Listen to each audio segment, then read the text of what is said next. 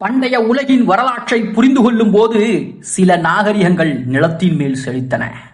Nile நதியின் கரையில் எகிப்தியர், டைக்ரீஸ் யூப்ரட்டிஸ் நதிகளின் அருகே மெசபடோமியர்கள், கங்கை சிந்து சமவெளியில் இந்திய நாகரிகங்கள் ஆகியவை விவசாய வளத்தை கொண்டு உயர்ந்தார்கள். ஆனால் பீனீஷியர்களின் வாழ்க்கை முறையே வித்தியாசமானது. இவர்களின் வாழ்வாதார அடிப்படை நிலமல்ல, கடல். அவர்கள் கடலையே தங்கள் தாயாக கருதி காற்றையும் அலைகளையும் வாசித்தவர்கள் போல வாழ்ந்தார்கள். அலைகளை வென்று பரந்த கடல் பரப்புகளை வணிக பாதைகளாக மாற்றியவர்கள் பீனீஷியர்கள். எனவே அவர்களின் கதையை தொடங்கும் போது நாம் பார்க்க வேண்டியது அவர்கள் வாழ்ந்த நிலப்பரப்பும் அங்கிருந்து எழுந்த வரலாறும் தான். பீனீஷியர்கள் வாழ்ந்த பகுதி இன்று நாம் லெபனான் என்று அழைக்கும் இடம். மெடிட்டேரியன் என்று அழைக்கப்படும் மத்திய தரைக்கடலின் கிழக்கு கரையில் சுமார் 200 மைல்கள் நீளமான குறுகிய கடற்கரை பகுதி அது. மேற்கில் கடலும் கிழக்கில் லெபனான் மலைத்தொடரும் சூழ்ந்திருந்த இந்த நிலப்பகுதி பரந்த நிலக்கலன்களை கொண்டிருக்கவில்லை. ஆகவே விவசாயத்தில் எகிப்து அல்லது மெசபடோமியரை போல முன்னேற்றம் அடைய இவர்களால் முடியவில்லை. ஆனால் இந்த நிலப்பகுதியில் வளர்ந்திருந்த சீடார் மரங்கள் மிகவும் வலுவானவை. கடற்படை கப்பல்களுக்கு ஏற்ற மரக்கட்டைகள் பீனீஷியர்களுக்கு கிடைத்தது. இந்த ஒரு இயற்கை வளம்தான் அவர்களை உலகின் மிகப்பெரிய கடற்படை வணிகர்களாகவே மாற்றியது. வரலாற்று ஆசிரியர்கள் பீனீஷியர்களின் ஆரம்பத்தை கனானியர்களிடம் இருந்து பெற்றதாக கருதுகிறார்கள். பீனிஷியா என்ற பெயர் கிரேக்க சொல் போனிக்ஸ் என்பதிலிருந்து வந்தது. அதற்கு பர்பிள், அதாவது ஊதா நிறம் என்று பொருள். பீனீஷியர்கள் தயாரித்த ஊதா நிற ஆடை உலக புகழ் பெற்றது. முரக்ஸ் எனும் கடல் சிப்பியிலிருந்து எடுத்த வண்ண பசை ராஜகுமாரர்கள், பேரரசர்கள் அணிந்த ஆடைகளுக்கு பயன்படுத்தப்பட்டது. இதன் காரணமாகத்தான் பீனீஷியர்கள் ஊதா நிற மக்கள் என்று அழைக்கப்பட்டார்கள். பீனீஷியர்களின் முக்கிய நகரங்கள் பிப்லோஸ், சைடான், டயர், ஆர்வாட் ஆகியவை. ஒவ்வொரு நகரமும் தனித்தனி நகர மாநிலமாக இருந்தது. ஒவ்வொன்றும் தங்களுக்கே உரிய மன்னர்களையும் வணிக குழுக்களையும் துறைமுகங்களையும் கொண்டிருந்தார்கள். இந்த நகர மாநிலங்கள் ஒன்றுடன் ஒன்று போட்டியிட்டாலும் கடல்சார் வணிகத்தில் இணைந்தும் செயல்பட்டார்கள். பிப்லோஸ் என்பது எகிப்துடன் வணிகம் செய்த முக்கிய துறைமுகமாக இருந்தது. அங்கே இருந்து பபைரஸ் ஏற்றுமதி செய்யப்பட்டது. பைபிள் என்ற சொல் கூட பைப்லோஸ் என்ற நகரின் பெயரிலிருந்தே வந்ததாக கூட அறிஞர்கள் கருதுகிறார்கள். அதை போல சைடான் நகரம் கப்பல் கட்டுதலில் புகழ் பெற்றது. அங்கே தயாரிக்கப்பட்ட கப்பல்கள் மத்திய தரைக்கடல் முழுவதும் பயணித்தது. டயர் நகரம் ஊதா நிற ஆடைகள் தயாரிப்பிலும் வணிக வளங்களிலும் முன்னோடியாக இருந்தது. ஆர்வாட் நகரம் கடற்கொள்ளையர்களுக்கும் போர்க்கப்பல்களுக்கும் புகழ் பெற்றது. இவ்வாறு பீனீஷியர்களின் ஒவ்வொரு நகரமும் தனித்திறமையில் சிறந்து விளங்கியது.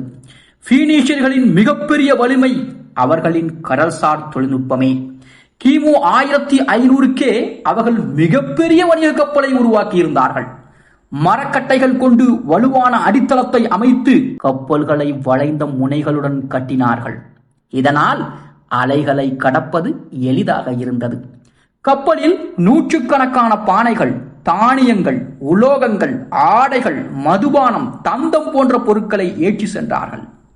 அவர்களின் வணிக வலையமைப்பு எகிப்திலிருந்து ஸ்பெயின் வரை, பிரிட்டனிலிருந்து ஆப்பிரிக்கா வரை பரவியது. சில வரலாற்று குறிப்புகள் அவர்கள் ஆப்பிரிக்காவை சுற்றி இந்திய பெருங்கடலுக்கும் போயிருக்கலாம் என்று சொல்லப்படுகிறது. அதை போல பீனீஷியர்களின் ஆல்பபெட் உலக வரலாற்றில் ஒரு புரட்சி. சுமார் 22 எழுத்துக்களை கொண்ட பீனீஷியர்களின் எழுத்து முறை சின்னங்களையும் படங்களையும் அடிப்படையாக கொண்ட பழைய எழுத்துக்களை மாற்றி அமைத்தது. ஒவ்வொரு குறியீடும் ஒலியை குறிக்கக்கூடியதாக இருந்தது. இந்த எளிய முறையால் எழுதவும் கற்றுக்கொள்ளவும் எளிதாக இருந்தது. கிரேக்கர்கள் இதனை ஏற்றுக்கொண்டு தங்களுடைய மொழிக்கேற்ப மாற்றினார்கள். பின்பு லத்தீன் எழுத்து முறையும் உருவானது. இன்று நாம் பயன்படுத்தும் ஆங்கிலம் உட்பட பல மொழிகளின் எழுத்துக்கள் பீனீஷியர்களின் வாரிசுகள். எனவே வரலாற்றிலே கல்வியில் இவர்களின் பங்கு அளவிட முடியாதது. அவர்களின் மத வழிபாடுகளும் தனித்துவமானவை. பால், அஸ்தாத் போன்ற கடவுளை வணங்கினார்கள். பீனீஷியர்களின் தெய்வ வழிபாடு இயற்கை சக்திகளோடு தொடர்புடையதாக இருந்தது. ஆனால் சில பகுதிகளில் குழந்தை பலிகள் நடந்ததாகவும் கிரேக்க ரோம வரலாற்று ஆசிரியர்கள் கூறுகிறார்கள். இதனால் பீனிஷியர்கள் பற்றிய மத கருத்துக்கள் எப்போதும் இருவேறு பார்வைகளில் பதிவு செய்யப்படுகின்றன. அவர்களின் கலை வடிவங்கள் கப்பலில், பானைகளில், நகைகளில், சிற்பங்களில் வெளிப்பட்டன. வண்ணங்களில் பயன்படுத்துதல், விலங்குகளை சின்னங்களாக காட்டுதல், அலைகளை அலங்கார வடிவமாக சேர்த்தல் இவர்களின் கலைக்கான தனித்துவம். வணிகம் காரணமாக அவர்கள் எகிப்திய, கிரேக்க கலைபாணிகளையும் தங்கள் கலைக்குள் இணைத்தார்கள். பீனிஷியர்களின் வணிக வலையமைப்பு வெறும் பொருட்களை பரிமாறுவதல்ல, கலாச்சாரங்களையும் பரிமாறியது. கிரேக்கர்களுக்கு அவர்கள் எழுத்துக்களை அளித்தார்கள். எகிப்துக்கு அவர்கள் கப்பல் கட்டும் திறனை கற்றுக் கொடுத்தார்கள். ஸ்பெயின் பகுதிகளில் வெண்கலம், தங்கச் சுரங்கங்களை பயன்படுத்துவதில் பீனிஷியர்கள் உதவினார்கள்.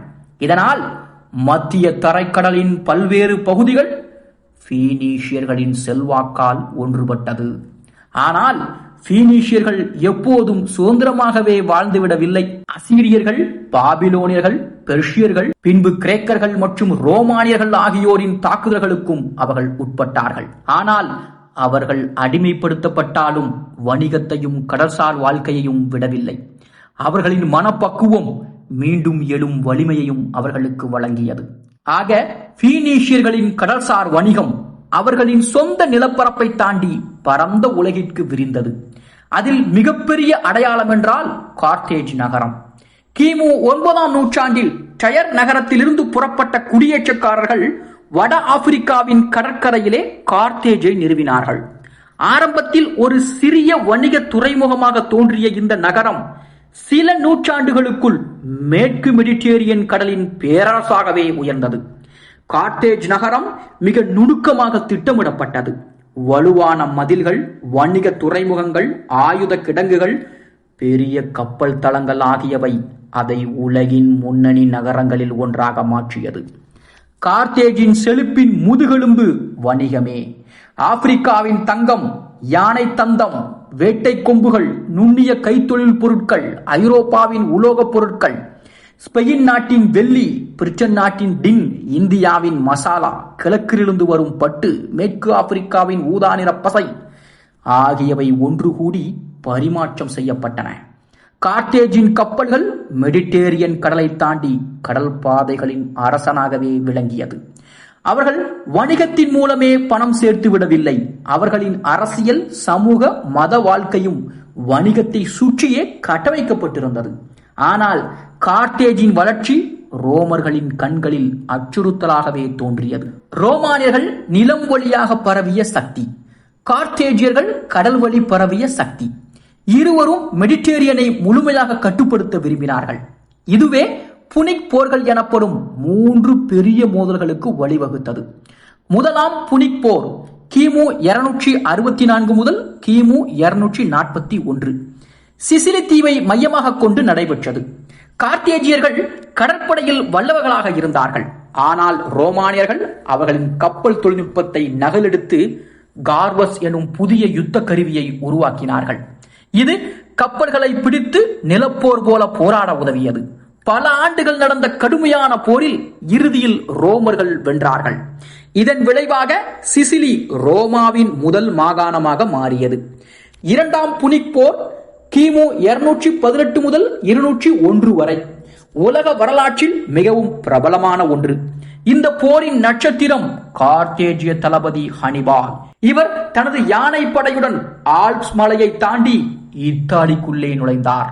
இந்த அசாதாரண திட்டம் உலக ராணுவ வரலாற்றின் சிறந்த யுக்தியாக கருதப்படுகிறது. ஹனிபால் இத்தாலியில் பல போர்களில் ரோமர்களை தோற்கடித்தார். குறிப்பாக கானே போர், பேட்டில் ஆஃப் கானே கிமு 216 இன்று வரைக்கும் முழுமையான சூழல் யுத்தத்தின் பாடநூல் உதாரணம் என கருதப்படுகிறது. ஆனால் ஹனிபால் ரோம் நகரங்களை கைப்பற்ற முடியவில்லை. காரணம், அவருக்கு தேவையான வலுவூட்டும் படைகள் கார்த்தேஜிலிருந்து வரவில்லை. இறுதியில் ரோம தளபதி சிபியோ ஆப்பிரிக்கானஸ் ஆப்பிரிக்காவிலேயே கார்த்தேஜை தாக்கினார். கிமு 202 நடந்த சாமா போரில் ஹனிபால் தோல்வியடைந்தார். இதனால் கார்த்தேஜ் தனது கடற்படையையும் வணிக சுதந்திரத்தையும் இழந்தது.